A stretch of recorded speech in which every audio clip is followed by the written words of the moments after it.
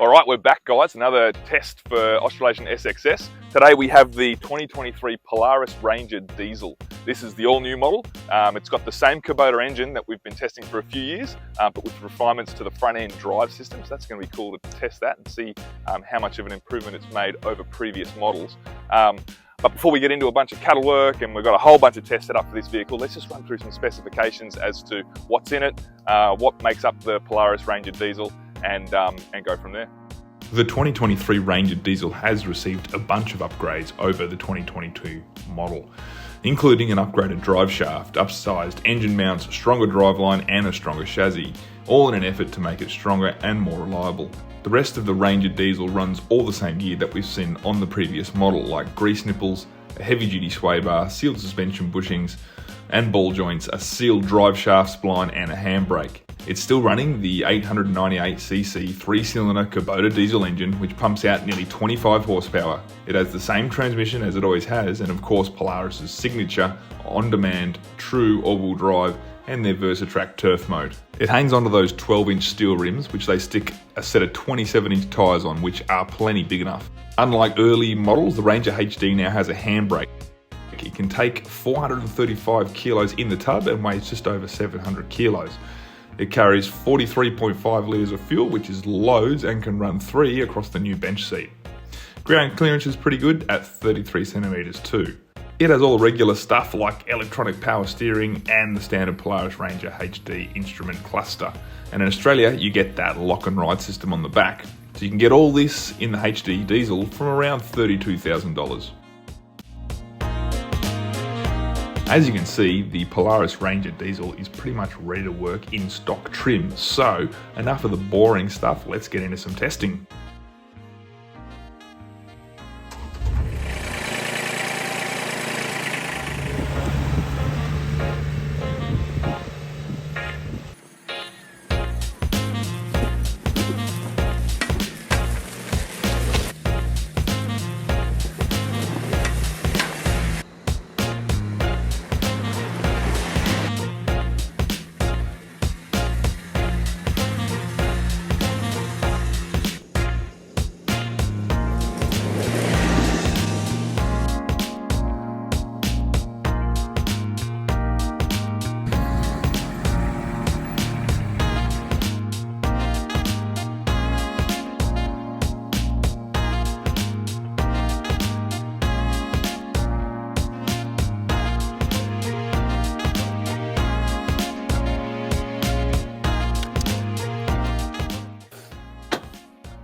Alright guys, that's a wrap on all our testing on the Polaris Ranger Diesel.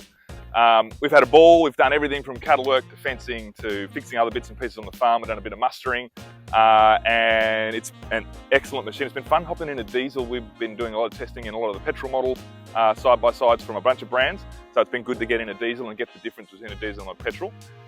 So after all of that, here's the things that we really liked about the Polaris Ranger Diesel, and why we think it's a great accessory to your farm.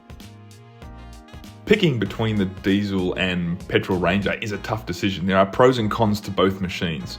Seeing as how the features and the platform are similar across both models, I won't go into detail about all that stuff. Suffice to say that the ride and suspension is excellent in both. The power steering is light and accurate, and the hydraulic assisted tub is easy to lift up. So this Ranger Diesel is no different to the others we've tested, so you can check out our reviews on the Ranger XP1000 and 570.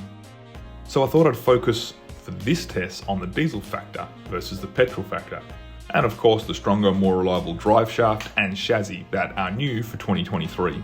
I didn't notice the difference too much with the improved front drive shaft, but I suspect the benefits of that will be noticed over time. The same goes for the strengthened chassis.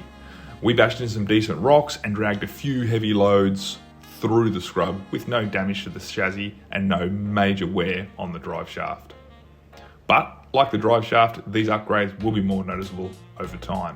As for the Kubota motor itself versus the petrol, they are very different, and that's probably the most important part of this test. The diesel is a chugger. It will not light up and chase a calf that doesn't want to get into the yards like the petrol one will. That being said, when poking along behind cattle, the throttle on the diesel was far more forgiving, and as you rode over bumps, it didn't blip the throttle. I liked the way it built power when cruising around, but it was noticeably louder than the petrol while driving it too. We did some towing with this and it towed with far greater ease than the petrol, but that shouldn't come as a surprise. The running gear is the same, but the torque that a diesel produces makes pulling a trailer a little less work on the machine and even on the body. I felt fresher and like I'd done less work when I was towing with the diesel. It feels like it's in a lower gear, revving harder, which is obviously an illusion as there are no gears. When pulling a trailer up steep hills just felt stronger and like it could pull more than the 1100 kilos it's rated to tow. So the diesel is the better towing vehicle.